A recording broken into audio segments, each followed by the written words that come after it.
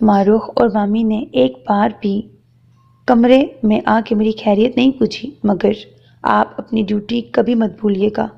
جب ماں کمرے میں آئی تو وہ منہ پھلا کر بولا، اور آپ کا دم درود معروف یوں وصول کرتی ہے جیسے آپ جادو کر رہی ہوں۔ اسے معروف کا بے حس رویہ بہت کھلتا تھا۔ اتنے سالوں کی عادت ہے نا، اللہ اسے اپنے حفظ و امان میں رکھے۔ وہ پھیکا سا مسکرائی اور بیٹے کا سر دبانے لگی۔ تمہارے باپ کے بعد تمہارے ماموں نے جس طرح ہمیں سہارا دیا اور پھر جوڑ جمع کر کے حامد کو انگلینڈ بھیجا، یہ ان کا احساس ہے۔ اللہ انہیں جنت میں جگہ دے۔ ان کے جانے کے بعد ان 5 سالوں میں تمہاری مامی نے جس طرح اپنے 5 بچوں اور ہم دونوں کو پالا ہے، یہ میں ہی جانتی ہوں۔ شکر ہے کہ بڑی دونوں اپنے اپنے گھروں میں خوش آباد ہیں۔ ہاشم تو ابھی کالج میں ہے۔ معروف کی ہمت ہے کہ اس نے گھر کی ذمہ داریاں اٹھا رکھی ہیں۔ اس نے اتنے اچھے اور اعلیٰ رشتے صرف اپنے گھر والوں کا پیٹ پالنے کی وجہ سے ٹکرا دیے۔ اور تم فکر مت کیا کرو، ہمارا اچھا وقت بھی اب دور نہیں۔ حامد بتا رہا تھا کہ اگلی پیشی پر ہمارے کیس کا فیصلہ ہو جائے گا، تمہارے باپ کے حصے کی زمین بھی مل جائے گی، ساتھ ہی آبائی گھر بھی مل جائے گا۔ سرمد نے کوئی جواب نہیں دیا تھا۔ روبینہ نے دیکھا اس کی آنکھیں بند تھیں، شاید وہ سو چکا تھا۔ کیا ہوا بھابھی؟ وہ کوئی چوتھی بار صحن میں آئیں تو بھاوچ کو بے چینی سے ٹہلتے پایا۔ پتہ نہیں کیوں دل عجیب سا ہو رہا ہے۔ معروف نے کہا تھا جلد آ جائے گی، مگر اب 4 بج چکے ہیں۔ میں اس کے آفس پہ فون کر چکی ہوں، وہ وہاں سے 1 بجے نکل آئی تھی۔ یہ بات ایسی تھی کہ روبینہ بھی پریشان ہو گئی۔ اتنے میں ہاشم بھی آ گیا تھا، جس کے چہرے پہ ہوائیاں اڑی ہوئی تھیں۔ غضب ہو گیا اماں؟ وہ صحن میں پڑی ٹوٹی پھوٹی کرسی پر گر سا گیا۔ اس کی بات اور اس کی حالت پر ان دونوں نند بھاوچ نے بے اختیار دل پہ ہاتھ رکھے۔ ان میں سوال کرنے کی سکت نہیں تھی۔ انہیں اندازہ ہو گیا تھا کہ جو بھی غضب تھا معروف کے متعلق تھا۔ دوپہر کو جب آپی کا باس دفتر سے گھر جا رہا تھا تو راستے میں اس کا ایکسیڈنٹ ہو گیا اور وہ موقع پر ہی جاں بحق ہو گیا۔ اوہ! دونوں خواتین نے انا للہ بھی پڑھی تھی۔ ان کے چہروں پر افسوسناک تاثر بھی چھایا، مگر اس خیال نے ان کی سانسیں جیسے دوبارہ بحال کیں کہ معروف اس وقت اپنے دیگر کولیگز کے ساتھ اپنے باس کے گھر گئی ہوگی۔ ایکسیڈنٹ سے قبل باس نے ایک بھاری چیک کیش کرایا تھا۔ باقی کچھ مسئلے ان کے آفس کے نہایت ضروری کاغذات کی گمشدگی کا بھی ہے۔ تو ہاشم نے اپنے سفید پڑتے لبوں پر زبان پھیری۔ اس تمام معاملے پر تم اس قدر کیوں حواس باختہ ہو رہے ہو؟ ماں نے اس کا ہاتھ پکڑ کر اسے ٹوٹی کرسی سے اٹھانا چاہا۔ جب ایکسیڈنٹ ہوا تو آپی باس کی گاڑی میں تھی۔ اس نے وہ جملہ ہکلا کر مکمل کیا۔ اماں اور پھپھو کو زور کا چکر آیا۔ ان کی نگاہوں کے آگے زمین و آسمان گھوم گئے، جیسے قوت گویائی سلب ہو گئی۔ کیوں؟ کیسے؟ اور اب؟ جیسے الفاظ ذہن کے پردے پر ہی لہرا کے رہ گئے۔ ڈرائیور کی حالت بھی تشویشناک ہے، مگر آپی کو چھوٹی موٹی چوٹیں آئی ہیں۔ ہاشم نے خود ہی انہیں تفصیل سے آگاہ کیا۔ پہلے روبینہ پھپھو کا سکتہ ٹوٹا تو معروف ہسپتال میں ہے؟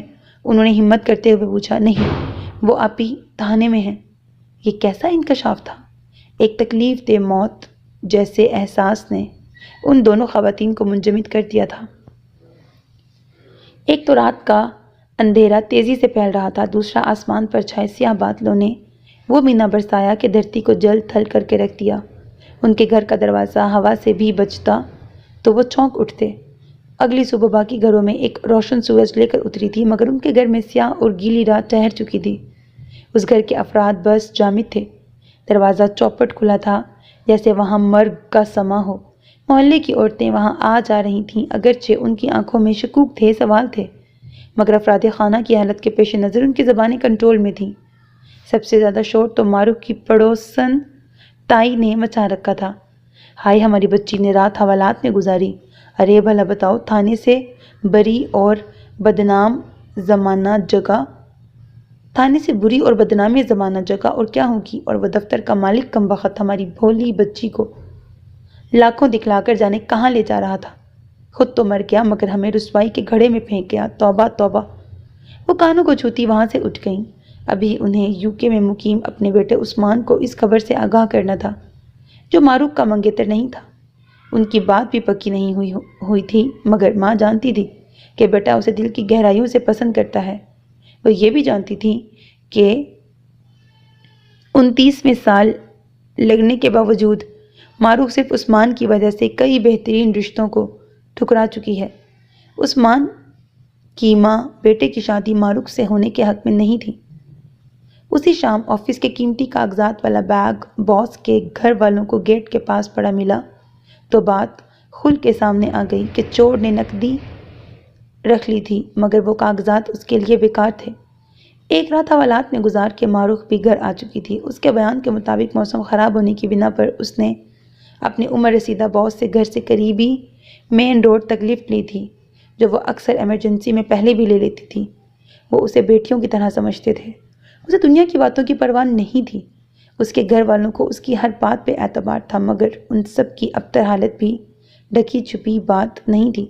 ایک تو ان پر بدنامی کا پہاڑ ٹوٹ پڑا تھا، دوسرا معروف کی جاب چھوٹ گئی تھی۔ اس کی ماں تو جیسے کومے کی حالت میں تھی مگر ایسے موقع پر بھی معروف کو صرف عثمان کی پرواہ تھی اور اس سے بات کرنے کا اسے موقع نہیں مل رہا تھا۔ پھر کچھ دنوں بعد اس کا رابطہ عثمان سے ہو گیا۔ معروف کی ہر بات سننے کے بعد بھی وہ گمسم تھا۔ اس نے ایک بار بھی نہیں کہا مجھے تمہاری تکلیف کا احساس ہے یا میں چچی کی پریشانی سمجھ سکتا ہوں۔ معروف کا دل سنسان ہوا، گویا وہ ماں کی ہر بات پہ یقین کر چکا تھا۔ اسے معروف کی کسی بات کا یقین نہیں تھا۔ میرا باس مجھے اپنے ابو کی طرح ہی لگتا تھا عثمان، وہ خلاف عادت گڑ گڑائی تھی۔ کیا حوالات میں تم اکیلی تھیں یا وہاں کچھ اور خواتین بھی تھیں؟ عثمان نے اسے دوسرے کٹہرے میں کھڑا کیا۔ وہ ٹھنڈی ٹھار ہوئی، برف سے بھی زیادہ۔ کیا تم مجھے نہیں جانتے؟ کیا میں اتنی ہی کمزور ہوں؟ وہ یہ کہنا نہیں چاہتی تھی، وہ کچھ بھی کہنا نہیں چاہتی تھی مگر وہ جو اس کے اندر ایک معروف تھی، وہ جو عثمان پہ مرتی تھی، وہ بے ساختہ بول اٹھی تھی مجھے کچھ وقت دو، ابھی میری سمجھ میں کچھ نہیں آ رہا، مجھے پاکستان آنے میں 2-4 ماہ لگ جائیں گے۔ میں اس واقعے کو نئے سرے سے دیکھوں گا تاکہ میں اپنے گھر والوں اور دوسرے لوگوں کے منہ بند کر سکوں۔ وہ اس کے الفاظ نہیں تھے، سالہ باری تھی، مصیبت، نحوست، ہر چیز تباہ برباد کرتی ہوئی موٹی بھدی برف۔ تمہیں میرے کردار پر شک ہو رہا ہے؟ اس نے نحوست، مصیبت اور بھدی برف کو وجود سے جھاڑنے کی کوشش کی۔ میں نے ایسا کچھ نہیں کہا مگر مجھے اسی معاشرے میں رہنا ہے معروف، اور تمہیں دنیا پہ اعتبار ہے یا میری بات پر؟ اور تم اس واقعے کو نئے سرے سے کیسے دیکھو گے؟ تم جب پاکستان آؤ گے تو میرے دفتر کے لوگوں سے میرے بارے میں پوچھو گے، میرے باس کے ڈرائیور سے ملو گے یا پھر اس تھانے میں جا کر پوچھو گے کہ فلاں دن فلاں تاریخ کو جو بی بی حوالات آئی تھیں اس کے ساتھ کیا ہوا تھا؟ اس کے دل میں چنگاریاں بھر گئی تھیں، وہ سلگ سلگ کے بولی۔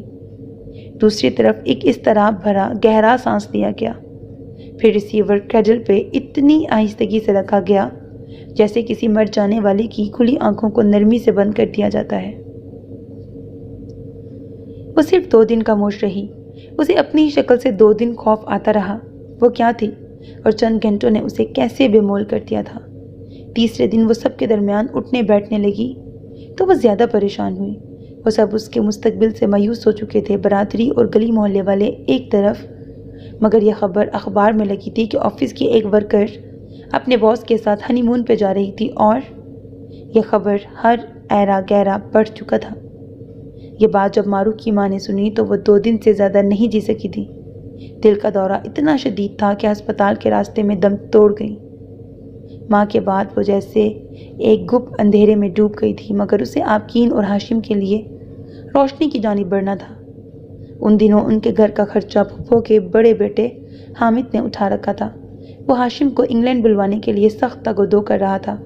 اس حادثے کے 2-2.5 ماہ بعد ان کی روٹین نے اس وقت خوشگوار تبدیلی آئی جب متوقع پیشی پر روبینہ پھپھو شوہر کی پراپرٹی کا کیس جیت گئی تھی اور 10-15 دنوں کے اندر وہ سب لوگ وہاں سے پھپھو کے گھر شفٹ ہو رہے تھے۔ انہی دنوں ایک اور تبدیلی آئی کہ ان کے فون کی گھنٹی 2-4 گھنٹوں کے وقفے سے بجنے لگتی۔ جب کوئی دوسرا فون اٹھاتا تو خاموشی چھا جاتی اور جب معروف فون اٹھاتی تو عثمان کی آواز سنتے ہی فون کریڈل پہ پٹک دیتی۔ وہ عثمان کو چاہتی تھی، یہ بات زیبی کے علاوہ اگر کوئی دوسرا جانتا تھا تو وہ اس کی تائی تھی۔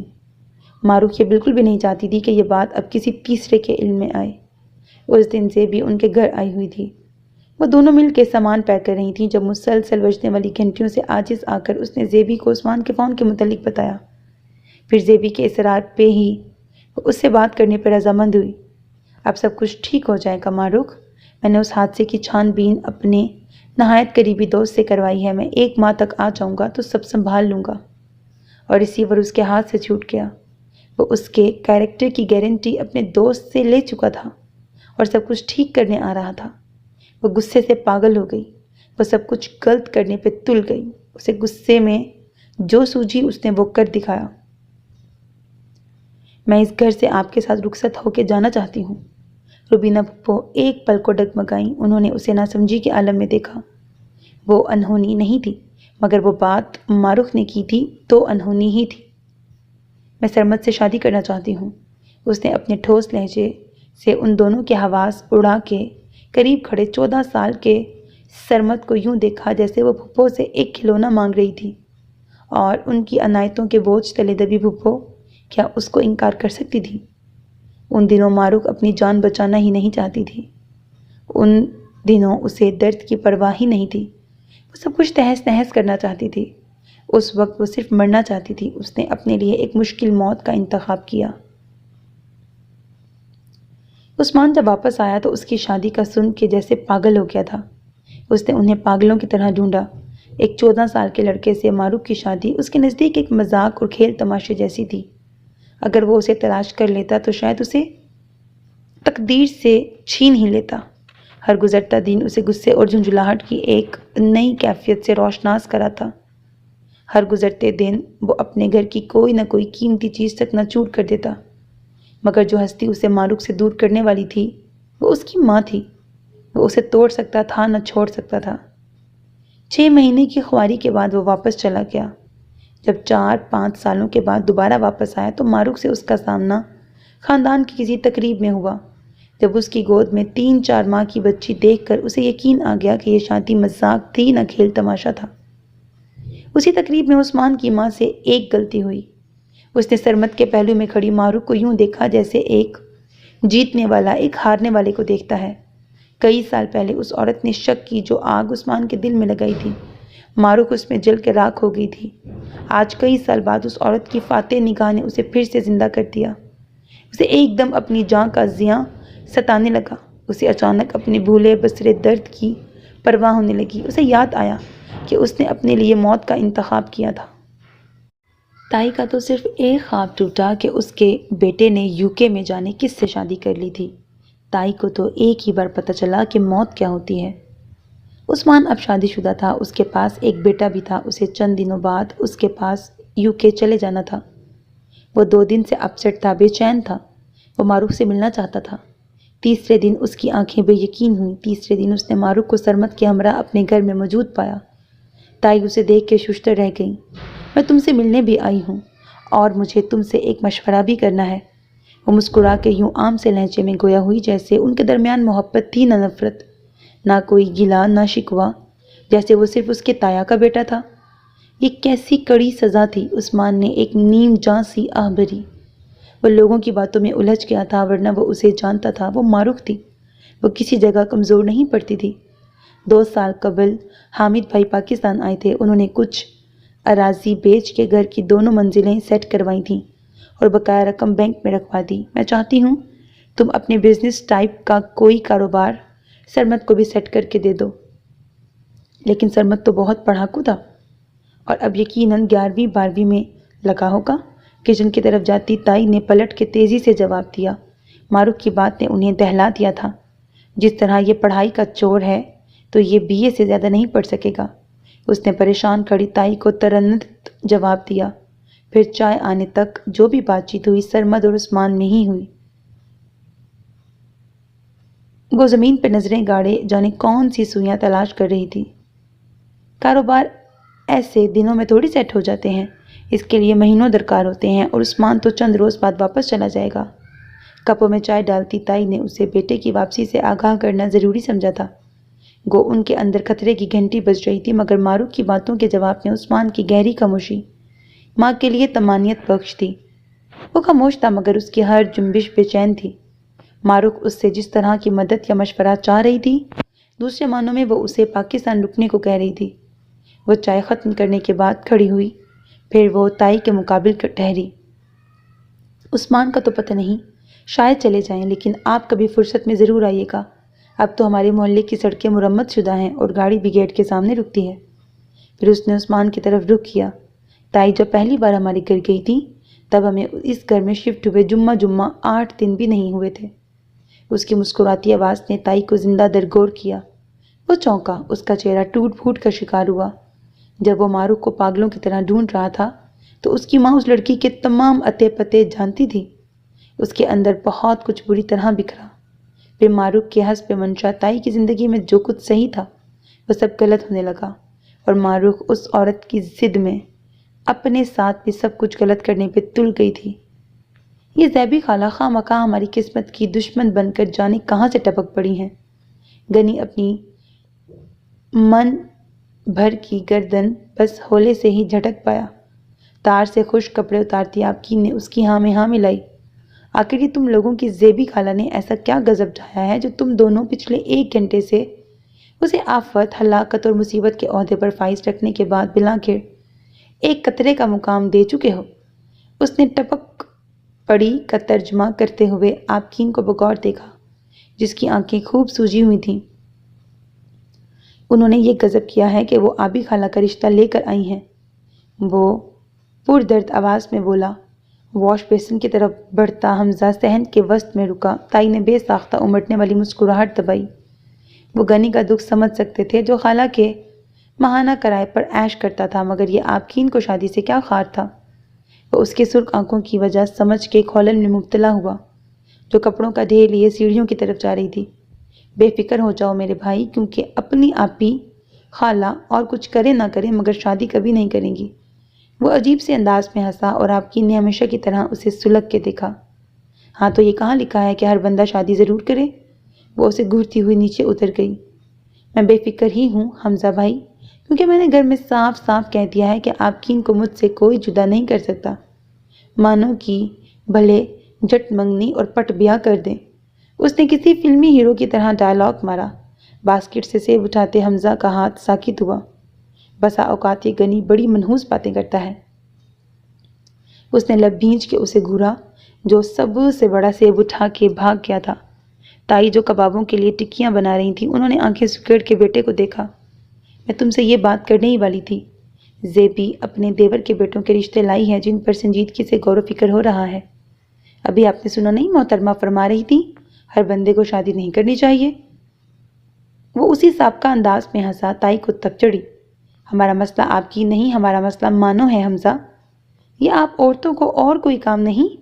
اس کی منگنی کرا دو، اس کی شادی کرا دو، جیسے یہ قطرہ خالہ اب سعودیہ سے بطور خاص اسی مشن کے لیے ٹپکی ہیں۔ اس نے آستین کوہنیوں سے بھی اوپر تک فولڈ کی۔ وہ ایسا غصے کی حالت میں کرتا تھا۔ قطرہ خالہ؟ تائی حیران ہوئی، پھر جب بیٹے کی بات سمجھی تو ہنسنے لگی، مگر اگلے ہی منٹ سنجیدہ ہوئی۔ میں بہت سیریس ہوں حمزہ۔ مگر میں سیریس نہیں ہوں امی۔ اس نے کرسی گھسیٹی اور ماں کے سامنے بیٹھ گیا۔ دل مانتا ہے مگر دماغ نہیں مانتا۔ اس نے منڈیر پر بیٹھی خوش رنگ چڑیا کو دیکھا جس کی نگاہ چوکنی تھی۔ وہ چاروں اور رخ بدل بدل کے دیکھ رہی تھی۔ دل کے معاملات دل پہ چھوڑ دینا چاہیے، دماغ الجھاتا ہے۔ ماں نے اسے ایک قائل کرنا چاہا، اور جو کھچڑی تمہارے دماغ میں پکتی رہتی ہے حقیقت اس سے مختلف بھی ہو سکتی ہے۔ لوگوں کا تو کام ہی لوگوں کی بات کون کرتا ہے؟ ماں کی بات کاٹ کے وہ عجیب سے انداز میں مسکرایا۔ جو تمہیں نظر آتا ہے وہ مجھے نظر کیوں نہیں آتا؟ وہ بھی اسی کی ماں تھی، اس سے بھی زیادہ کاٹ دار لہجے میں بولی۔ آپ بہت معصوم ہیں اماں۔ وہ چوکنی نگاہ کی مالک چڑیا کو دیکھ کے مسکرایا۔ اسے ذہانت اور بہادری پسند تھی۔ اس کی ماں مہارت سے بالکل گول کباب بنا رہی تھی، مگر حمزہ کی نظر میں ہر کباب کا زاویہ بگڑ رہا تھا۔ مجھے تھوڑا وقت دیں، شاید میں دل کی بات مان جاؤں۔ وہ بات گول مول کر کے اٹھ گیا۔ وہ اسے نظر آنے تک دیکھتی رہی۔ ان کا بیٹا عجیب تھا، وہ یہاں رہنا بھی نہیں چاہتا تھا اور یہاں سے کوچ کر جانا بھی اس کے بس سے باہر تھا۔ وہ اس لڑکی کو حاصل کرنے سے بھی ہچکچاتا تھا اور اس سے بچھڑنا بھی نہیں چاہتا تھا۔ اکتوبر کی سیل میں سردیوں کی شاپنگ کرنے والوں میں تائی کا نام سر فہرست آتا تھا۔ اس شاپنگ میں کپڑوں کے علاوہ بیڈ شیٹس، پردے اور تولیے وغیرہ بھی شامل تھے۔ وہ یہ سالانہ شاپنگ مانو اور آپکین کے ساتھ کرتی تھی۔ 2 دن قبل زیبی دیور کے گھر گئیں تو وہ لڑکیوں کو فارغ پا کر بازار کا چکر لگا آئیں۔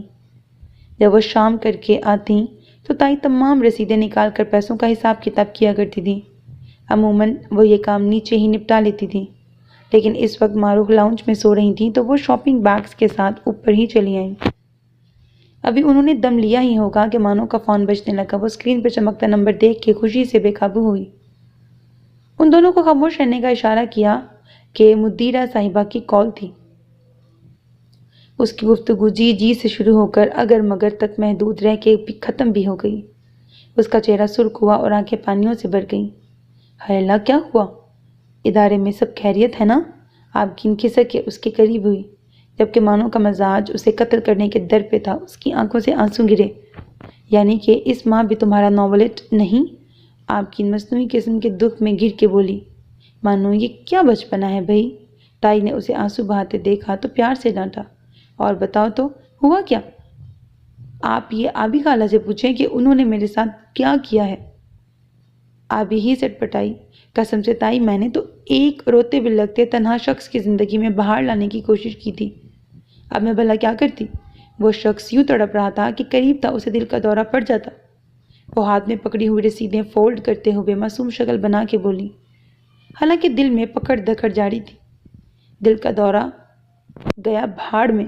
ابھی مدیرہ آپا کہہ رہی تھی، مانو تم نے ایک بہترین ناولٹ لکھ کے اینڈ پر خواہ سٹوری بدل کے اس آدمی کے ساتھ لڑکی کو چلتا کر دیا، ورنہ یہ ناولٹ پرچے میں لگ جاتا۔ وہ اب بھاں بھاں کر کے رونے لگی۔ تائی، میں نے بس اتنا کیا کہ قریبی مسجد سے فٹافٹ مولوی کو پکڑ لائی۔ اب نکاح تو مولوی صاحب نے پڑھانا تھا۔ اس نے یہ بات بھانجی سے 4 فٹ دور جا کے کی تھی۔ تو اس میں غلط کیا ہے مانو؟ نکاح تو بہترین عمل ہے۔ تائی نے ٹیبل سے چیزیں سمیٹتے ہوئے کہا۔ لو جی، یک نشد دو شد۔ مانو کا دل اپنے بال نوچنے کو چاہا۔ ہاں، اس میں شاید یہ غلط ہوا کہ ہیرو کے گھر کے قریب مسجد تھی ہی نہیں اور میں معصوم 1 منٹ میں مولوی پکڑ لائی۔ آپ کی نے تعصب سے سر ہلایا۔ کہانی کوئی مذاق نہیں ہوتی اور کہانی کے لحاظ سے ان کا بچھڑنا ضروری تھا۔ اس نے مسکراتی ہوئی خالہ پر انگارہ نما نگاہ ڈالی، جس کے چہرے سے مسکراہٹ اڑی۔ ان کا بچھڑنا کیوں ضروری تھا؟ بچھڑ جانا بھی کوئی مذاق نہیں ہوتا۔ وہ تڑک کے بولی۔ اس کی آنکھوں میں نمی تھی اور وہ سنجیدہ تھی۔ سب کچھ محبت نہیں ہوتی، کردار اور عزت بھی کوئی چیز ہوتی ہے خالہ۔ وہ اس سے زیادہ سنجیدہ ہوئی۔ وہ دونوں ہی کہانی سے باہر آ چکی تھیں۔ ریلیکس پلیز، میں بتاتا ہوں کہ اس کہانی میں کیا غلط ہوا ہے۔ ہیں؟ کیا یہ گھر پر موجود تھا؟ انہوں نے گڑبڑا کے عقب میں جھانکا۔ اس کی مسکراتی نگاہ آبگین کے لال ببوکا چہرے پر ہی ٹھہری تھی۔ اس میں غلط یہ ہوا ہے کہ مانو نے یہ کہانی حقیقت کے الٹ لکھی۔ حقیقت میں تو یہ ہیرو ہیروئن کو ملانے کے لیے جانے کون کون سی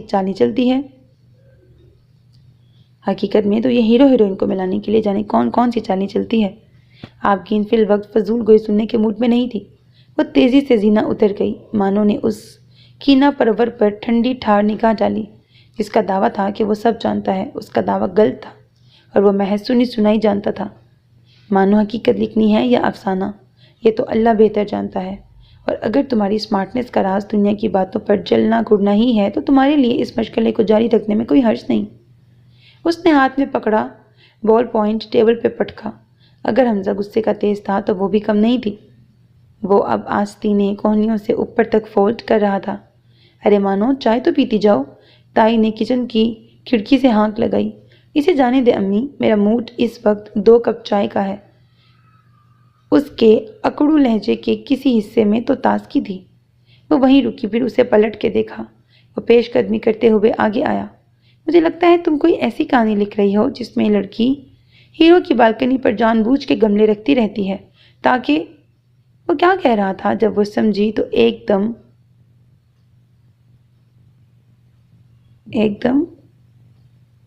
پتہ نہیں کیا ہوئی۔ وہ کبھی عرصے بعد ہی یوں ترنگ میں بات کرتا تھا۔ پھر وہ تیر و تلوار نما لہجے میں بولی، اگر میرا موڈ کسی دن تمہیں جان سے مارنے کا بن گیا نا تو بچو گے نہیں۔ وہ اسے جواب دیتے ہی سیڑھیاں اتر گئی۔ اس نے مڑ کے نہیں دیکھا تھا، پھر بھی وہ بتا سکتی تھی کہ وہ مبہم سا ہی صحیح مگر مسکرا رہا ہوگا۔ اسے ابو کے ساتھ کہیں جانا تھا۔ وہ باپ بیٹی ایک ساتھ لاؤنج میں آئے، جہاں دونوں بہنوں کی تکرار زور و شور سے جاری تھی، اور زیر بحث آبگین کا پروپوزل ہی تھا۔ آبگین انہیں دیکھتے ہی جان بچا کے اٹھ گئی۔ مجھے تم سے بہت ضروری بات کرنی تھی سرمد، لیکن تم آج کل جانے کس مصروفیت میں ہو؟ تمہیں میرے پاس بیٹھنے کی ضرورت ہے نہ فرصت۔ معروف نے انہیں مکمل تیاری میں دیکھا تو ایک چبھتا ہوا شکوہ کیا، مگر ان کا مخاطب شوہر ہی تھا۔ وہ آج کل مانو کو نظر انداز کر رہی تھی۔ وہ بیٹی سے ناراض تھیں تو اس کی وجہ اس رات کی گفتگو نہیں تھی۔ اس کے بعد بھی وہ سرمد اور مانو کے ذو معنی جملے سن چکی تھی۔ دوسری طرف مانو بھی چند روز سے ماں کو نظر انداز کر رہی تھی۔ وہ ماں کو دیکھتی تو اس کی نگاہ ڈبڈبا جاتی۔ اس کی ماں بہت بہادر تھی۔ اس نے عثمان کو زندگی سے نکالنے کا بہت بڑا اور صحیح فیصلہ کیا تھا، مگر اس کی ماں بہت بزدل ثابت ہوئی۔ اس نے اپنی تائی کو سزا دینے کے لیے عثمان کو دوبارہ زندگی میں لانے کا بہت غلط فیصلہ کیا۔ سرمد فرصت کا اظہار کرتے ہوئے صوفے پر ٹکے تو وہ بھی باپ کے ساتھ ہی ٹک گئی۔ این اسی وقت عثمان زعیم بھی آ گیا۔ آج مانو اس کی آمد پر ادھر ادھر نہیں ہوئی۔ آج اس نے عثمان کو ایک الگ نظر سے دیکھا۔ ان دونوں کا رویہ بتاتا تھا کہ معروف اور اسے ایک دوسرے سے جو بھی گلہ شکوہ تھا وہ سالوں گزر جانے کے بعد بھی ان کے دلوں میں دبا ہوا تھا۔ آج زیبی کا فون آیا تھا۔ وہ 1-2 دن میں فائنل جواب لینے آ رہی ہے، اور تمہاری بھابھی نے بھی اب تک کوئی مثبت جواب نہیں دیا۔ مانو نے نگاہ جھکائی تھی تو سرمد کا رد عمل بھی کچھ ایسا ہی تھا۔ اب تو حمزہ بھی گھر آیا ہوا تھا، مگر ان کی طرف سے کوئی پیش رفت نہیں ہوئی تھی۔ اور تم سب آبگین کو سمجھاؤ، اچھے رشتے بار بار نہیں آتے۔ لیکن امی، وہ شخص شادی شدہ ہے، وہ بے اختیار ہی بولی۔ اب جس عمر میں وہ ہے تو اس کے لیے ایسے ہی رشتے آئیں گے۔ معروف کا لہجہ تھکا تھکا سا تھا۔ وہ ماں کی بات پر چونکی۔ اس نے سر اٹھا کے خاموش بیٹھے عثمان کو دیکھا۔ اسے آبگین کی بات یاد آئی۔ زیبی خالہ جس کا رشتہ لائی ہیں وہ بندہ میری چوائس ہے، نہ میری اس سے جذباتی وابستگی ہے، تو پھر ایک میرڈ شخص کا گھر دوبارہ بسانے کے لیے میں ملک سے باہر کیوں جاؤں؟ ہمارے ملک میں اور ہمارے ارد گرد ایسے بہت سے رشتے ہوں گے۔ وہ جو کہنا چاہتی تھی اس نے گو کھل کے نہیں کہا تھا، مگر کہہ تو دیا تھا، اور مانو اس کی بات سن کے جامد ہو گئی تھی۔ آبگین جو سمجھتی تھی کہ ان کے درمیان صرف عمروں کا فرق حائل ہے، وہ کبھی جان پائی نہ اندازہ لگا پاتی کہ جو شخص ان کے گھر روشنی اور ہوا کی طرح آتا جاتا ہے تو کس وجہ سے آتا ہے۔ وہ جو آج بھی معروف کے مقابل بیٹھا تھا وہ اپنے ساتھ آہوں کا انبار لے کر آتا تھا۔ نہ اس کے پہلو بدلنے کے عمل میں بے چینی ہوتی تھی۔ آج بھی وہ یوں ملتے جیسے ان کے درمیان محبت تھی نہ نفرت، جیسے وہ صرف کزن تھے۔ وہ باپ بیٹی عثمان زعیم کے ساتھ ہی گھر سے نکل آئے تھے۔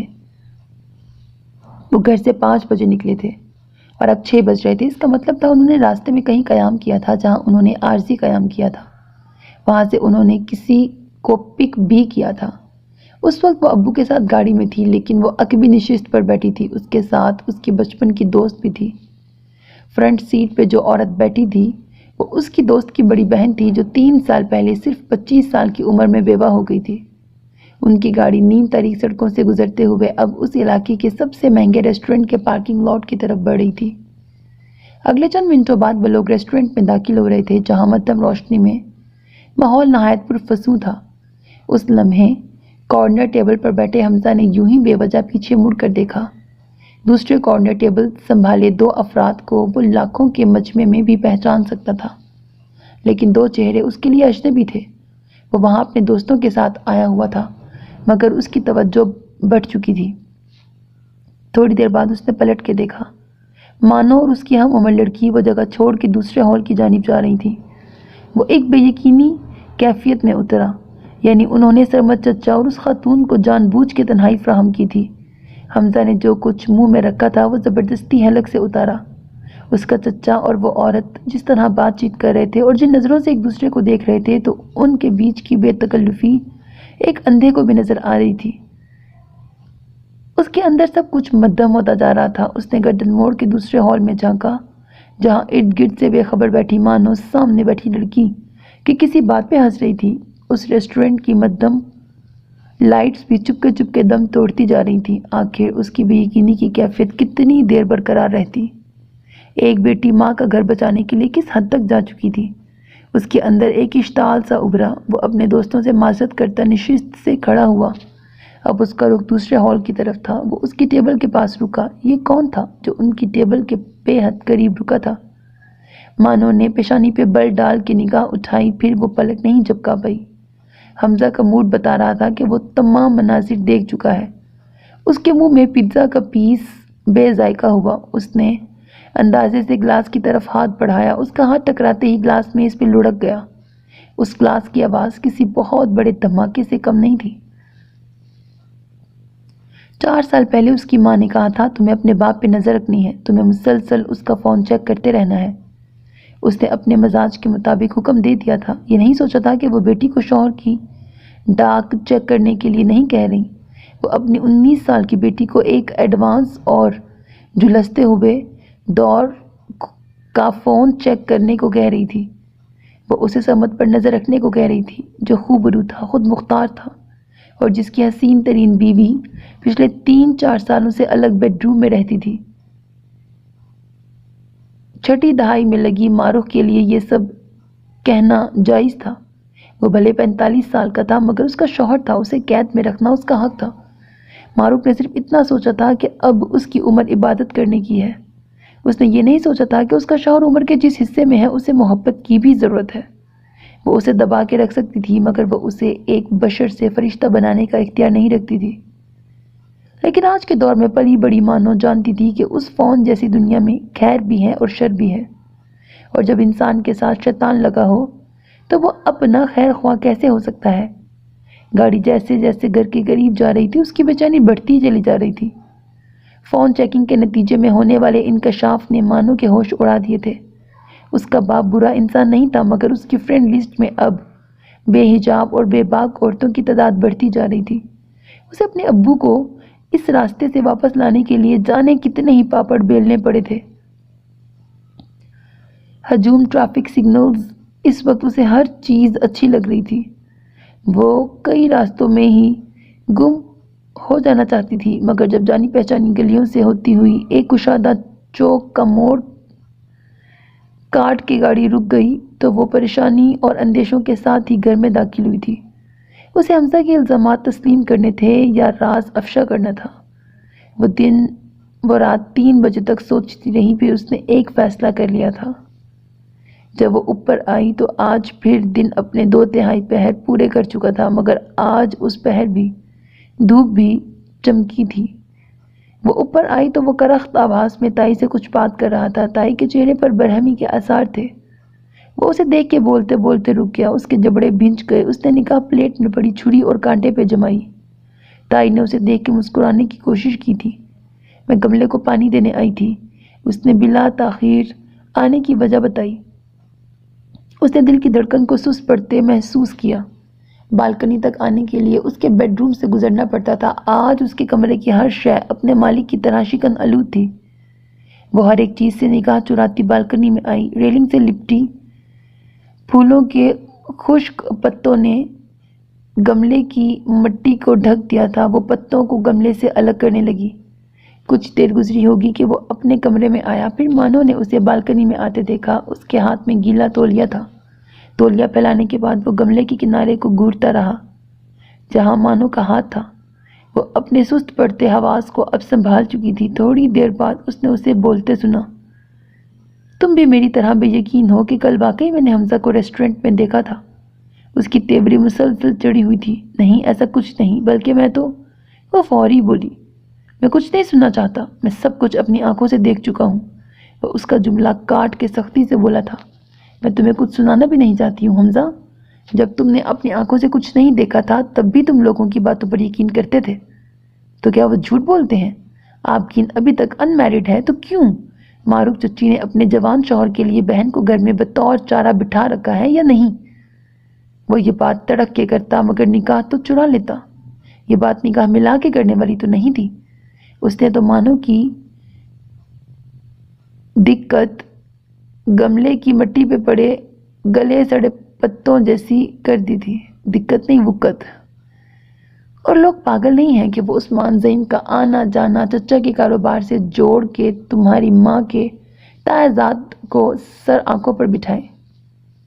وہ استہزائیہ انداز سے ہنسا تھا، مگر نکاح تو چرا لیتا۔ یہ بات سر اٹھا کے کرنے والی نہیں تھی۔ کاش اس 4 فٹ کی بالکنی میں اس وقت نہ یہ گملہ ہوتا نہ مانو ہوتی، اور خود تم نے مانو اماں کا گھر بچانے کے لیے، ماں کے کردار پر پردہ ڈالنے کے لیے اپنے باپ کو جانے کب سے بھٹکا رکھا ہے۔ اس کا مظاہرہ کل میں اپنی آنکھوں سے دیکھ چکا ہوں۔ وہ یہ بات بھلے سلگ کے، تپ کے، تڑک کے کرتا مگر نگاہ تو پھیر لیتا۔ اس شخص نے ریلنگ کے سہارے ٹک کے ایک گہرا سانس لیا۔ مانو کا چہرہ سیاہ پڑ چکا تھا، اور کیا نہ پڑتا، وہ اس کے لیے روشنی تھا۔ وہ اچانک رات میں ڈھل گیا تھا۔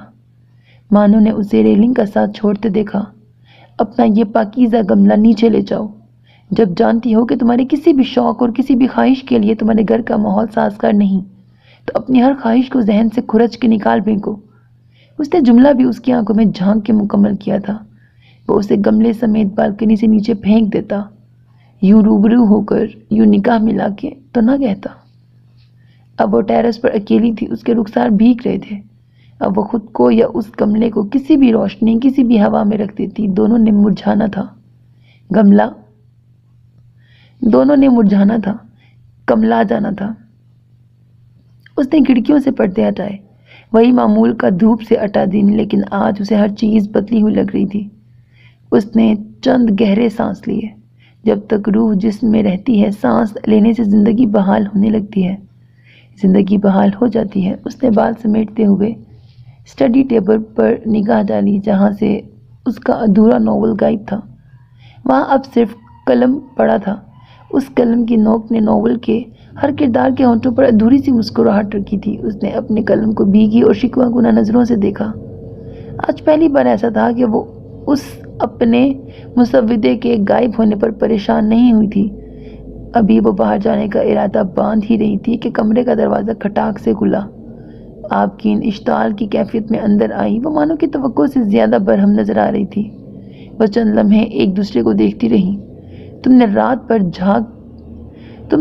پر جاگ کے یہ ناول لکھا ہے؟ وہ بھانجے کی سرخ سوجی آنکھوں کو گھور کے بولی اور مسودہ ٹیبل پہ پٹکا۔ مانو نے ایک نظر ٹیبل پہ بکھرے صفحات کو دیکھا۔ ذرا مجھے بتاؤ، اس میں بکواس کیا ہے؟ وہ تحمل سے گویا ہوئی۔ اس کا بہنوئی اس کے لیے بڑے بھائیوں جیسا تھا، اور تم نے لکھا کہ… اس کی آواز کپ کپا کے رہ گئی۔ وہ جملہ مکمل نہیں کر سکی۔ میں نے وہی لکھا جو لوگ سمجھتے ہیں، اور لوگوں کی نظروں میں نامحرم رشتہ نامحرم ہی ہوتا ہے، اور ان رشتوں کے درمیان عمریں گزار دینے سے کہانیاں جنم لیتی ہیں۔ آبی خالہ، مانو کا لہجہ جل اٹھا تھا۔ لوگوں کے کہنے سے کچھ نہیں ہوتا۔ اللہ تو سب جانتا ہے نا، سب جانتا ہے نا۔ وہ ایک دم ٹھنڈی پڑی تھی، دھیمی ہوئی تھی۔ اللہ سب جانتا ہے، وہ سچ بھی جانتا ہے، مگر اللہ سب جانتا ہے، وہ سچ بھی جانتا ہے، مگر لوگ تو سب کچھ نہیں جانتے نا، وہ سچ بھی نہیں جانتے، تبھی تو وہ اپنی مرضی کی کہانیاں بنا لیتے ہیں، اور نامحرموں کے لیے اللہ نے ہی حد بندیاں قائم رکھی ہیں۔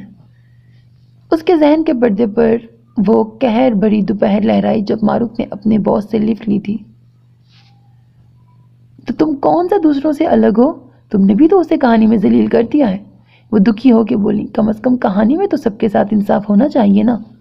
اگرچہ کہانی مذاق نہیں ہوتی خالہ، لیکن میں آج تمہیں اختیار دیتی ہوں، یہ ناول تمہارے سامنے پڑا ہے۔ اس نے صفحہ سیدھا کیا، اور یہ قلم بھی پکڑو۔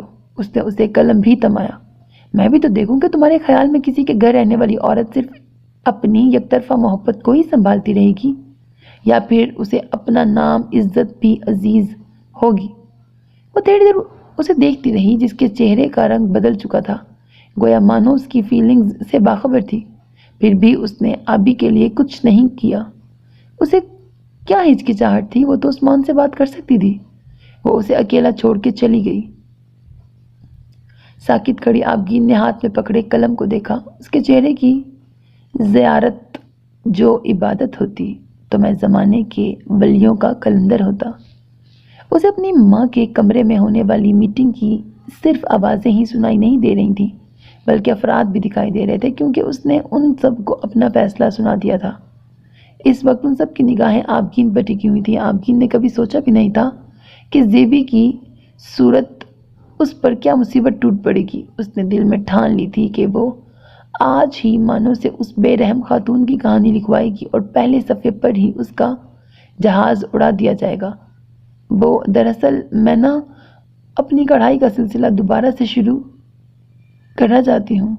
یہاں کڑھائی ہی لکھا ہے، لیکن آئی گیس پڑھائی ہوگا، وہ معصوم صورت کے ساتھ بولی، اور اس نے فیصلے کی منتظر 8 آنکھوں میں اس جملے کی دھول جھونکی، مانو بے ارادہ ہی ہنسی۔ معروف کے تیور خطرناک ہوئے۔ ہاں، کڑھائی کا وہی سلسلہ جس کے پہلے 7 سالہ سلسلے میں تم نے قمیض کے دامن پر صرف ایک بیل بنائی تھی۔ وہ چڑ کر بولی، اچھا کڑھائی ہی ہے۔ یہ مذاق کا وقت نہیں ہے آپ کین، سرمد نے اسے سنجیدگی سے مخاطب کیا۔ اس کے ابو اور خالہ کے درمیان تو باپ بیٹیوں جیسا رشتہ تھا۔ مانو کے دل میں ہوک سی اٹھی، مگر یہ دینی اور دنیاوی قدروں کے لحاظ سے نامحرم رشتہ تھا۔ وہ سرمد کے سامنے ہمیشہ مؤدب ہو کے بات کرتی تھی۔ اس وقت بھی اس نے نگاہ جھکا کے جو کہا اس کا مطلب یہ نکلتا تھا کہ اگر اسے کسی رنڈوے اور تنہا شخص سے ثواب کمانے کے لیے شادی کرنا تھی تو وہ یہ ثواب 10 سال بعد بھی کما سکتی تھی۔ فی الحال اسے اپنی آزادی عزیز تھی۔ معروف نے اپنی اڑیل بہن کو تب کے دیکھا۔ وہ انہی کی طرح ضدی تھی، بلکہ ان کا پورا خاندان ہی ضدی اور ڈھیٹ تھا۔ وہ اکثر شکر بجا لاتی کہ مانو اپنی دادی اور باپ پر گئی تھی۔ وہ آبی سے جس قدر سختی سے پیش آ سکتی تھی آ چکی تھی۔ وہ اسے کیسے سمجھاتی کہ اگر عورت کے پاس ماہانہ آمدنی کا باعزت ذریعہ ہو تو اس کی زندگی ٹی وی دیکھتے اور کھاتے پیتے گزر جاتی ہے، مگر لوگ یقین نہیں کرتے کہ اس کے پاس کوئی تیسرا مشغلہ نہیں۔ پھر تیسرا مشغلہ لوگ خود سے گھڑ لیتے ہیں۔ آج اسے ہلکا سا ٹیمپریچر محسوس ہو رہا تھا۔ وہ آفس سے نکلا تو سیدھا گھر چلا گیا۔ اس نے مانو سے متعلق جو بھی فیصلہ کیا تھا وہ اس کا اپنا تھا، مگر اس دن سے اس کی اپنی ہی حالت نے اسے تعجب میں مبتلا کر رکھا تھا۔ وہ اب اکثر اس لڑکی کے معاملے میں دماغ سے الجھ پڑتا تھا۔ چچا چچی اور آپ گین جائیں بھاڑ میں، اس سب میں مانو کا کیا قصور؟ لیکن ریسٹورنٹ کے سامنے کے بعد اس نے فیصلے کے تمام اختیار دماغ کو سونپ دیے تھے تو دل بے سکون اور خالی سا ہو چلا تھا۔ وہ صحن میں چارپائی پہ سستی سے لیٹا نومبر کے ڈھلتے سایوں کی ہلکی تپش میں طبیعت میں کچھ بہتری محسوس کر رہا تھا جب امی نے اس کے سامنے چائے رکھی۔ آج کل اس کی ماں اس سے ناراض تھی، مگر پریشان بھی تھی۔ وہ بنا چپل پہنے واش بیسن کی طرف آیا۔ کل آفس سے چھٹی کر لینا، اس کی ماں نے سپاٹ آواز میں کہا۔ کل تک طبیعت سنبھل جائے گی امی۔ اس نے واش بیسن کا نل کھولا۔ میں یہ بات طبیعت کی وجہ سے نہیں کہہ رہی، تو پھر کس وجہ سے چھٹی کروں؟ اس نے آئینے میں ماں کو دیکھ کے پوچھا، جو ٹیبل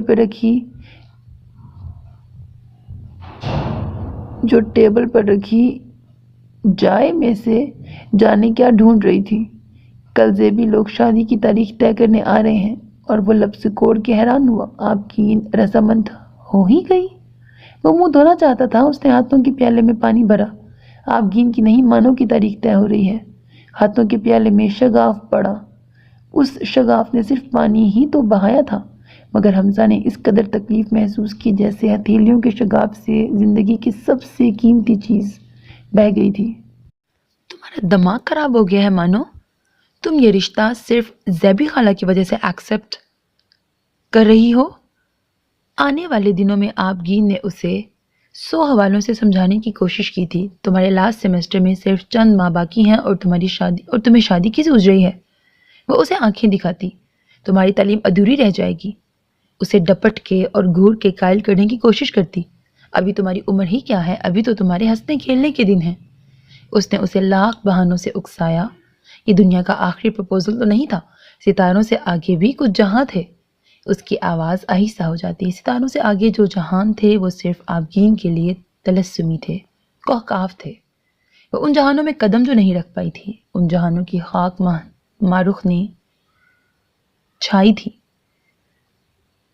ان جہانوں کی خاک مانو نے بھی چھائی تھی۔ یہ چھائی لکھا ہوا ہے، چھانی ہونا چاہیے تھا شاید۔ آبگین نہیں جانتی تھی محبت کا تلسمی محل ہاتھ لگانے سے ڈھہ جاتا ہے۔ ان دنوں وہ اسے بلائی منزل کی پل پل کی خبر دیتی تھی۔ آج تائی کا بی پی سارا دن لو رہا۔ وہ اسے بتاتی آج ہفتہ گزر گیا مگر حمزہ گھر نہیں آیا۔ کبھی وہ اسے بتاتی آج حمزہ سے میرا سامنا ہوا، اس نے مجھ پر طنز کیا، نہ وہ مجھ پر ہنسا۔ پھر ایک دن آبی کی دھیمی آواز ہوئی، بہت دھیمی، وہ تمہارے بارے میں پوچھ رہا تھا۔ آبگین صحیح معنوں میں ڈپریسڈ ہو چکی تھی۔ جس دن وہ مانو کا زرد جوڑا استری کر رہی تھی، اس نے ناول لکھتی مانو سے منت کی تھی۔ وہ التجا کر رہا تھا، تم ایک بار اس سے مل لو۔ اس کا قلم رکا۔ اسے زرد جوڑے کے دمکتے موتیوں سے بس لمحہ بھر کو خوف محسوس ہوا، پھر اسے یاد آیا جس دن وہ اس کی آنکھوں میں جھانک کر اسے ہر خواہش سے دستبردار ہونے کا مشورہ دے رہا تھا۔ اس دن بلائی زینہ اترتے ہوئے مانو کا جوتا پتھر کا ہو گیا تھا اور وہ زینہ کانچ کا تھا۔ سب کچھ چکنا چور ہوا، اب ملنے کا راستہ ہی نہیں تھا۔ آبی خالہ پلیز مجھے ناول مکمل کرنے دیں۔ اس کی منت میں بھی سختی تھی۔ اس جواب پر آبگین کا رنگ اس کے جوڑے کی مانند ہوا۔ اس سے اگلے دن آبگین کا رنگ اس کے جوڑے سے بھی زیادہ پیلا تھا۔ جب وہ اسے بتا رہی تھی اس کی آنکھیں سرخ تھیں، وہ اپسیٹ تھا۔ وہ ایک بھاری بیگ کے ساتھ کہیں جا رہا تھا۔ اس کا قلم رکا، اس کا ناول ادھورا رہ گیا۔ آبگین زیبی خالہ اور اس کے سسرال والوں کو قتل کرنے کے منصوبے بناتی رہ گئی، اور وہ دن بھی آ گیا جب سرخ عروسی جوڑے میں ملبوس دلہن کے سامنے بیٹھی آبگین نے اس کے ہاتھ تھام کر ٹوٹی پھوٹی آواز میں شکوہ کیا، مانو کو بھی جدا کر دیا نا؟ دلہن ایک دم بہت سارا اور بے تحاشا مسکرائی۔ مانو کی کہانی میں نے نہیں لکھی خالہ۔ اسے دیکھتے دیکھتے جب آبی کی آنکھیں پتھر ہونے لگیں تو اس کی آنکھوں سے بہت سا اور بے تحاشا پانی چھلکا۔ اس نے وہی سوال رد و بدل کے ساتھ دہرایا، تم نے ایسا کیوں کیا ماہنور؟ جب وہ اس سے سخت ناراض ہوتی تھی تو اسے پورے نام سے پکارتی تھی۔ اس نے چند گہرے سانس لیے۔ جب تک روح جسم میں رہتی ہے، سانس لینے سے زندگی بحال ہونے لگتی ہے۔ وہ آبی کو بتا نہیں سکی کہ اس نے ایسا کیوں کیا۔ مانا کہ اسے وہ شخص بہت عزیز تھا، مگر مانو کو اپنے خونی رشتے بھی بہت عزیز تھے۔ اس کے گھر میں کوئی فرد بھی بد کردار نہیں تھا، پھر بھی وہ حمزہ کو ساری زندگی ان کی صفائیاں دیتی رہتی۔ وہ ایسا نہیں کر سکتی تھی۔ وہ یہ کام وقت کے ذمہ چھوڑ کے جا رہی تھی، اور کچھ سچائیاں وقت ہی بے نقاب کر سکتا ہے۔ کتنے ہی دن ایک بدحال کیفیت میں گرے رہنے کے بعد وہ اپنے معمول کے مزاج میں لوٹ آیا تھا، لیکن اب ہمیں وقت دکھ، حیرت اور غصہ بھی اس کے مزاج کا حصہ بنتا جا رہا تھا۔ وہ دل ملا کے رہ جاتا۔ وہ کس قدر بے رحم ثابت ہوئی تھی۔ جدا ہونے کے بھی کچھ اصول و ضوابط ہوتے ہیں، مگر اس لڑکی نے تو حد کر دی۔ اس نے جیسے تائی سے بھی ہر رشتہ ختم کر لیا تھا۔ وہ حمزہ کی غیر موجودگی میں بھی اوپر نہیں آتی تھی، اگرچہ اس نے اپنے گھائل جذبات پر صبر اور غصے کی سیلیں رکھ لی تھیں، مگر وہ روزانہ بالکنی میں پڑے گملے کے پھولوں کو شمار کرنا بھی نہیں بھولتا تھا۔ اگرچہ اسے محبت سے زیادہ عزت عزیز تھی، لیکن وہ بے خیالی میں شمار کر لیا کرتا تھا کہ اسے دیکھے 30 دن گزر چکے تھے۔ دل کی بری حالت کے تحت وہ اس رائٹر لڑکی کا جملہ بھی دہراتا رہتا تھا کہ سب کچھ محبت ہی نہیں ہوتی، عزت بھی کوئی چیز ہوتی ہے۔ پھر اگلے ہی لمحے وہ منڈیر پر بیٹھی چوکنی نگاہوں کی مالک چڑیا کو اڑا دیتا۔ وہ کیا کرتا؟ اسے ہر کام انجام دیتے ہوئے آبگین کا جملہ یاد رہتا، بچھڑ جانا بھی کوئی مذاق نہیں ہوتا۔ اگرچہ اسے اپنے اعلیٰ درجے کے دماغ پر ناز تھا، مگر ان دنوں اسے اپنی ماں کی اس بات سے محبت سی ہو گئی تھی، دل کے معاملات دل پر ہی چھوڑ دینے چاہیے۔ وہ آج اس کی موجودگی میں نیچے آئی ہوئی تھی، اور اوپر اس کا وقت بیکلی میں گزر رہا تھا۔ وہ جو کچھ محسوس کر رہا تھا وہ اس کے گمان تک کے برعکس تھا۔ وہ بس اسے دیکھنا چاہتا تھا۔ بالکنی میں یہ اس کا 1000واں چکر تھا کہ وہ اسے بیرونی دروازے کے پاس نظر آئی۔ اس لڑکی نے سوکھی کیاری میں منہ مارتے دینو بریکٹ مرغا کو بس ایک نظر دیکھا تھا۔ اس نے بالکنی کی طرف تو ایک نظر بھی نہیں دیکھا تھا۔ تو کیا اس لڑکی نے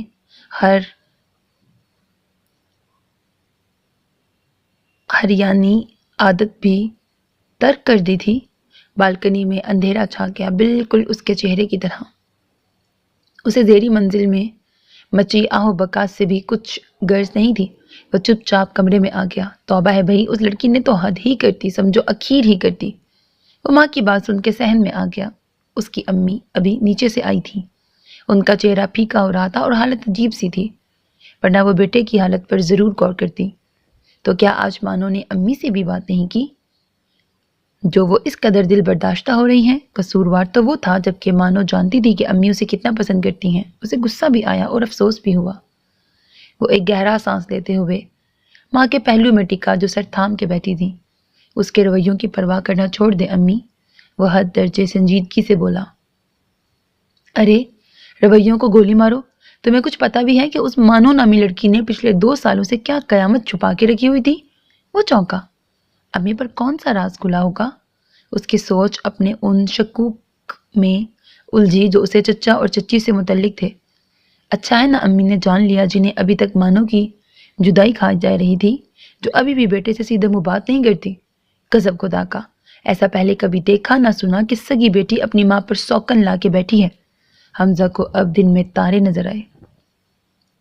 اس لڑکی کی دیدہ دلیری تو دیکھو، باپ کو چپ چپا کے بیاہ دیا اور اس خبر کو 2 سال تک دبائے رکھا۔ پھر بہادری بھی دیکھو، اس راز سے پردہ اٹھانے کے بعد الٹا ماں کو سمجھا رہی تھی کہ میں نے جو بہتر سمجھا وہی کیا۔ توبہ توبہ۔ امی نے کانوں کو ہاتھ لگائے مگر وہ تو ہاتھ بھی نہیں لگا سکا تھا۔ اگر حمزہ نے فیصلہ کرنے میں جلد بازی کی تھی تو مانو نے جدا ہونے میں جلد بازی کی حد کر دی تھی۔ اس کی مٹھیاں غصے سے بھیج گئیں۔ کیا تھا جو وہ یہ راز اس پر افشا کر دیتی؟ امی چائے بنا رہی تھیں اور وہ کچن کاؤنٹر پر بکھری چھوٹی موٹی چیزوں کو ترتیب سے رکھ رہا تھا۔ اب وہ چیزوں کو ہی ترتیب دے سکتا تھا۔ اسی پل آبگین کچن میں آئی تو اس کے ہاتھ میں فون تھا، اور وہ فون کال یقیناً امی کے لیے تھی۔ اب امی کسی خاتون سے بات کر رہی تھیں یا دل کی بڑھاس نکال رہی تھی۔ ارے بیٹی نے جو کیا سو کیا، مگر ماں نے بھی کم سے کم نہیں ڈھایا۔ اپنی نو بیاہتا بیٹی پر گھر کے دروازے بند کر دیے، یہاں تک کہ آبگین اور گنی پہ بھی پابندی عائد ہے کہ جو مانو سے ملنے گیا میرے جنازے کا بھی حقدار نہیں۔ اس کا کہنا ہے کہ اب بیٹی جانے اور باپ جانے، اور تم تو جانتی ہو کہ معروف ضد کی کتنی بکی ہے۔ اس بات پر حمزہ پہلو بدل کے رہ گیا۔ امی نے محض چند منٹ دوسری طرف کی بات سنی تھی۔ حمزہ نے ان کا تمتماتا چہرہ دیکھ کے سر جھٹکا۔ وہ اب دوبارہ شروع ہو چکی تھی۔ معروف کو اتنا تو سوچنا چاہیے کہ مانو کی ساس کیا کہے گی۔ نہ بہو میکے جاتی ہے نہ اس کے میکے سے کوئی آتا ہے۔ وہ تو شکر ہے اس کا میاں واپس چلا گیا، یہاں ہوتا تو جانے مانو کی پریشانی سے کیا اخذ کرتا۔ اس نے بے اختیار آستینیں فولڈ کرنا شروع کر دیں۔ وہ زندگی میں زیادہ جذباتیت کا قائل تو کبھی بھی نہیں تھا۔ اب اس کی زندگی کے اصول بدل رہے تھے۔ یہ نام اب دل میں کانٹے کی طرح چبھنے لگا تھا جو امی کی سہولت سے بار بار لے رہی تھی۔ ہاں ہاں کیوں نہیں، میں کل ضرور جاؤں گی، تم ذرا حمزہ کو ایڈریس سمجھا دو۔ انہوں نے فون حمزہ کے ہاتھوں میں دیا۔ وہ ماں پر ایک خاموش نظر ڈال کے رہ گیا۔ فون کی دوسری طرف زیبی خالہ تھیں جو سعودیہ واپس جا چکی تھیں۔ اس نے ایڈریس تو سمجھ لیا تھا مگر اس کے چہرے پر چھایا سناٹا بھی ماں نے فوری محسوس کر لیا تھا۔ کاش زیبی ہی یہاں ہوتی تو سب سنبھال لیتی۔ وہ اب اکیلی ہے، پریشان ہے، اسے اس وقت کسی اپنے کی ضرورت ہوگی۔ سننے والے کے ماتھے پر ایک موٹی لکیر ابھری۔ اسے کسی اپنے کی ضرورت ہوگی لیکن وہ ہم نہیں ہو سکتے۔ اسے ہماری ضرورت ہوتی تو وہ ہماری زندگی سے آنن فانن جاتی ہی کیوں؟ وہ سوچ کے رہ گیا۔ اس نے ماں سے کچھ نہیں کہنا تھا مگر اسے مانو سے بہت کچھ کہنا تھا۔ دوسرے دن جب وہ گاڑی میں بیٹھ رہے تھے تو اس نے ماں کے ہاتھ میں ایک فائل دیکھی۔ مانو نے یہ ناول آبگین کے ڈر سے میرے پاس رکھوا دیا تھا، اس کی امانت بھی دے دوں گی۔ اس کے بعد راستہ بھر ماں بیٹے میں کوئی بات نہیں ہوئی تھی۔ پھر وہ اس گھر کے سامنے گاڑی روک کے ششتر رہ گیا۔ وہ یہاں سے روز گزرتا تھا، یہ اس کے آفس کا روٹ تھا۔ امی جب گاڑی سے اتری تو وہ بیک سیٹ پر پڑی فائل بھول چکی تھی مگر حمزہ کو وہ فائل یاد تھی۔ گھر کا دروازہ کھلنے پر وہ گاڑی زن سے بگا لے گیا۔ اسے مانو سے ملنا تھا، اس سے کچھ پوچھنا تھا، اس نے دوبارہ یہاں آنا تھا۔ وہ ڈرائنگ روم میں آئی تو پلک جھپکنا مشکل ہوا۔ کیا وہ حمزہ تھا؟ کیا وہ واقعی حمزہ تھا؟ وہ آنکھوں کو مسلتے مسلتے رہ گئی۔ اس نے 1 منٹ کے اندر خود پر قابو بھی پا لیا۔ کیا آنے والا نہیں جانتا تھا کہ اس کا یہاں آنا مانو کے لیے خوشی کا باعث نہیں تھا؟ اس کا یہاں آنا مانو کے لیے حیرت اور تعجب سے بھی زیادہ بے سکونی کا باعث تھا۔ اس نے حمزہ پہ ایک اچٹتی سی نگاہ ڈالی جو آنکھوں میں سرخی لیے اسے دیکھ رہا تھا۔ اسے یہاں آنا ہی نہیں چاہیے تھا، اس نے غلط کیا تھا۔ بہو کے میکے سے آئی اس مہمان کی خاطر تواضع میں اس کی ساس نے کس قدر اہتمام کیا تھا، لیکن اس مہمان نے کسی بھی چیز کو چھوئے بنا صرف چائے کے چند گھونٹ پیے تھے۔ یہ اس کی دوسری غلطی تھی۔ اس کی تیسری غلطی اس کے مزاج اور اس کے انداز تھے۔ وہ آ ہی گیا تھا تو اس کی نگاہ میں کوئی ذرا سا ہی چین قرار ہوتا۔ وہ کم از کم آہوں کا انبار تو گھر پہ ہی چھوڑ کے آتا، یا اپنے مزاج میں پنہاں غصہ اور اشتعالی ساتھ لے کر نہ آتا۔ مانو کی ہتھیلیوں پر پسینہ اترا۔ اسے یقین تھا کہ اس شخص کے ہاتھ میں سگریٹ ہوتا تو اس نے اپنی انگلیاں جلا ڈالنی تھی۔ اس کی سانس کچھ دیر کے لیے منظر سے غائب ہوئی تھی۔ میں یہاں آ کے سمجھاؤں کہ در حقیقت تمہیں ایسا گھر اور ایسی عیش و عشرت چاہیے تھی، ورنہ تم حقیقت کو یوں نہ چھپائی پھرتی۔ وہ تہش میں آ کر بولا تھا کہ اسے یہ احساس ہی نہیں تھا کہ وہ کہاں بیٹھا ہے۔ وہ یوں پریشان ہوئی کہ پوچھنا ہی بھول گئی کہ وہ کس حقیقت کی بات کر رہا ہے۔ اگر وہ ابو کی شادی کی بات کر رہا تھا تو وہ قدم مانو نے گھر کی عزت کے لیے نہیں، باپ کو دین کی حدودوں کو یوت میں رکھنے کے لیے اٹھایا تھا۔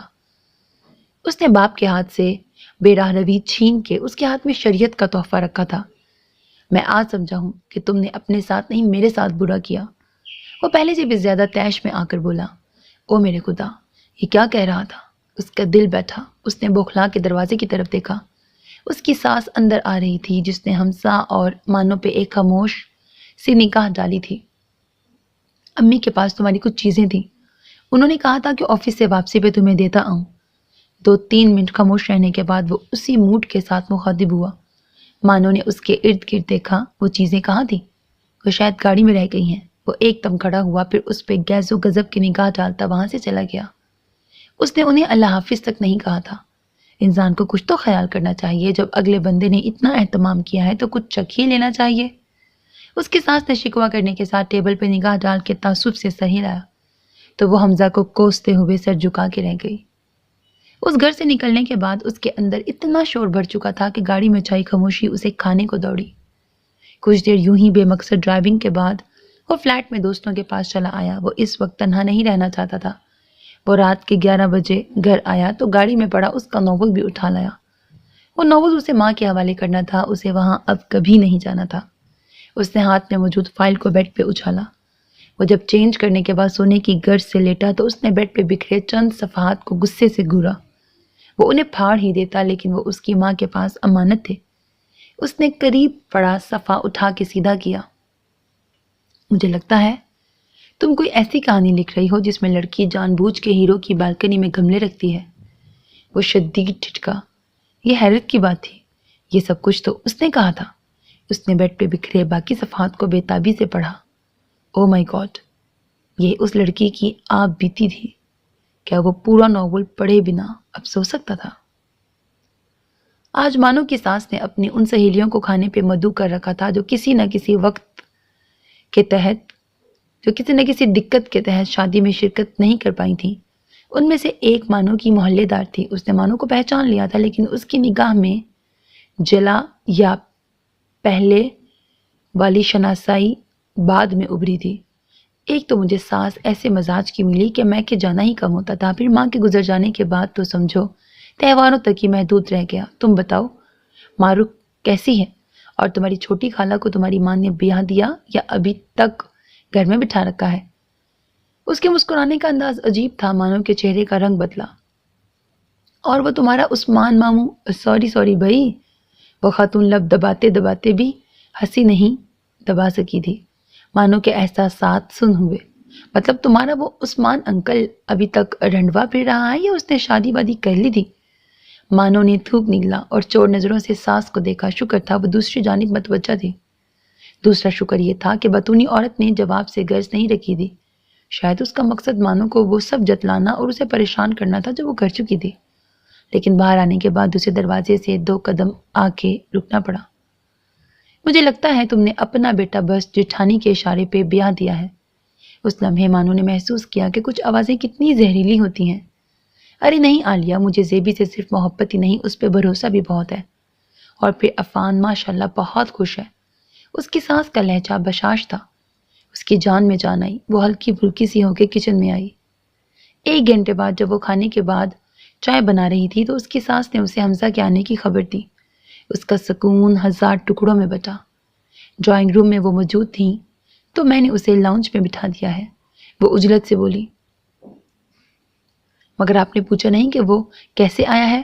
اس نے بوکھلاہٹ میں ایک اہم کانہ سوال کیا۔ ارے مہمانوں سے یہ نہیں پوچھتے۔ اس کے ہاتھ میں کچھ تھا، تمہارے گھر والوں نے کچھ بھیجا ہوگا۔ وہ اسے جواب دیتے دیتے باہر چلی گئی۔ جب مانو لاؤنج میں آئی تو اس کے ہاتھ میں صرف 1 کپ تھا۔ اس کا چہرہ تمتما رہا تھا۔ اس نے ٹیبل پہ کپ پٹکنے والے انداز میں رکھا اور پہلی نظر اس بندے کے ہاتھ پہ ڈالی۔ وہ اپنا ناول دیکھ کے کچھ مطمئن ہوئی۔ اس میں جو کچھ بھی لکھا ہے کیا وہ سب سچ ہے؟ وہ ایک کھلے ڈلے تیش کے ساتھ مخاطب ہوا۔ وہ توقع نہیں کر سکتی تھی کہ حمزہ کبھی اس کی تحریر پڑھ سکتا ہے۔ میں نے تم سے کچھ پوچھا ہے، اس کی آواز اونچی ہوئی۔ وہ جیسے نیند سے جاگی۔ یہ بلائی منزل نہیں تھی، اس کی سسرال تھی۔ آواز نیچی رکھو حمزہ، اور پلیز یہاں سے جاؤ، میں اس وقت تم سے بات نہیں کر سکتی۔ ڈرائنگ روم سے کہکہوں کی آواز ابھری۔ وہ صورتحال جان گیا تھا۔ وہ تیزی سے کھڑا ہوا۔ میں اس سب کا حساب تم سے لوں گا مانو۔ اس کی آنکھوں سے بس آنسو نہیں چھلکے تھے، ورنہ اس چہرے پہ رونے کی کسر نہیں تھی۔ وہ اسے جاتا دیکھتی رہی۔ وہ جانے کب تک وہاں کھڑی رہتی کہ ساس کی آواز پہ چونکی۔ لو جی، آج تو وہ جنٹل مین چائے بھی چھوڑ کے چلا گیا۔ تمہارا یہ کزن نخریلا ہی نہیں، غصیلا بھی ہے۔ گویا آج بھی حمزہ کی تیکھی آواز اس کے ساس کے کانوں تک پہنچی تھی۔ وہ بمشکل ہی مسکرائی۔ اس کا اور تائی کا کچھ جھگڑا چل رہا ہے، اس ایشو کو چھیڑو تو ہائپر ہو جاتا ہے۔ اس نے ٹیبل سے ناول اٹھایا۔ اس وقت وہ صرف تنہائی چاہتی تھی۔ تم نے باقی سب کچھ سچ لکھا، سوائے اس کے کہ تمہیں مجھ سے محبت تھی، جبکہ تم مجھے اپنانا ہی نہیں چاہتی تھی مانو۔ اسی لیے تو تم نے مجھ سے حقیقت چھپائے رکھی۔ وہ تیسرے دن پھر اس کے سامنے موجود تھا۔ آج وہ اس کی ہر بات سننا چاہتی تھی، اس کا ہر لہجہ برداشت کر سکتی تھی۔ آج وہ گھر میں اکیلی تھی۔ وہ پیلے چہرے کے ساتھ اسے دیکھتی رہی۔ وہ اتنے بے درد الفاظ کہاں سے ڈھونڈ لیتا تھا؟ تم نے اس ناول میں سب کچھ پڑھا تو وہ حصہ نہیں پڑھا جہاں تم نے خود مجھے اپنی ہر خواہش سے دستبردار ہونے کو کہا تھا؟ وہ بالکنی گواہ ہے کہ اس دن مانو کی پوری جان اور دوپہر کی ساری روشنی تمہاری باتوں نے چھین لی تھی حمزہ، اور تم جس حقیقت کی بات کر رہے ہو نا، وہ تمہیں وہیں چھوڑ آئی ہوں۔ وہ چبا چبا کے بولی۔ عثمان زعیم اب بھی آتا ہوگا، آفگین اب بھی اسی گھر میں رہتی ہے۔ وہ ابو یا عثمان کی آمد پہ اسی طرح بھاگ کے دروازہ کھولتی ہوگی۔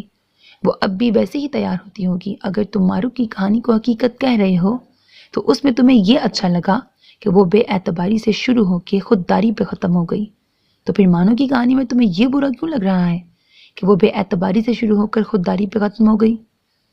اس بات پر حمزہ نگاہ چرانے پہ مجبور ہوا۔ اگر تم مانو کو اسی حقیقت کے ساتھ قبول کر لیتے تو کیا ہو جاتا؟ اگر دنیا کی بجائے ایک لمحے کو رک کر میری بات کا اعتبار کرتے تو جان جاتے کہ ہمارے گھر میں کوئی بھی بد کردار نہیں تھا۔ بسا اوقات ہم جو کر گزرتے ہیں پھر ان پچھتاووں کو مٹاتے مٹاتے رسوائیوں کو گلے لگا لیتے ہیں۔ ہم لوگوں کو باتیں بنانے کا موقع خود دیتے ہیں، ہاں، مگر اس افسانے میں جو اضافہ ہوتا ہے وہ لوگوں کے اپنے ظرف کے مطابق ہوتا ہے۔ اسی لیے کہہ رہی ہوں، پلیز۔ میں کیا کروں مانو؟ میں تمہیں ہر جگہ ڈھونڈتا ہوں۔ وہ اس کی بات کاٹ کر بولا۔ اف، وہ زخمی ہوئی۔ ہائے، اس نے کانچ کہاں اٹھا لیا تھا۔ میرا شوہر یہاں نہیں ہوتا، میں اب تمہارا آنا افورڈ نہیں کر سکوں گی۔ اس نے آنسو پیتے ہوئے رخ بدل لیا۔ مجھے لگتا ہے میں باقی عمر اس گملے کے پھول گنتے گنتے گزار دوں گا۔ وہ گھوم کے اس کے سامنے آ گیا۔ مانو نے زور سے آنکھیں میچی۔ حمزہ پلیز اب جاؤ اور دوبارہ کبھی مت آنا۔ وہ اس حکم پہ مٹی ہوا۔ ایسا مت کہو مانو، مجھے اتنی اجازت تو دو کہ جب تک تم یہاں ہو میں کبھی کبھی 2 گھڑی کے لیے بس کھڑے کھڑے۔ اس نے شاید جملہ پورا کیا تھا مگر اس نے سنا ہی نہیں تھا۔ وہ کسی گہری کھائی میں گری۔ اس کے آف وائٹ سوٹ سے کوئی رنگ اڑا۔ وہ کہانی ہی الگ تھی۔ اس میں 2 عورتیں ایک دوسرے کی ضد پر اتر آئی تھیں۔ وہ سب پلاننگ کے مطابق نہیں ہوا تھا۔ ہو سکتا ہے عفان واپس آ جائے اور ہم مستقل یہیں رہ جائیں، تو کیا تم عثمان بننا چاہو گی حمزہ؟ اس نے یہ کیسا سوال کیا تھا؟ حمزہ کی روح فنا ہوئی۔ مانو نے نفی میں سر ہلایا۔ 2 گھڑیاں بہت ہوتی ہیں، بندہ کھڑے کھڑے بھی بدنام ہو جاتا ہے، یہاں تو 1 گھڑی کے لیے بھی نامحرم کا مستقل آنا قیامت ہوتا ہے حمزہ۔ یہ کہانی ہی الگ ہے۔ جب ایک بار بچھڑ گئے تو پھر روبروئی کیسی؟ وہ پھیکا سا مسکرائی۔ وہ اس کی آنکھوں کی التجا پڑھ کے دروازے کی سمت چل دیا۔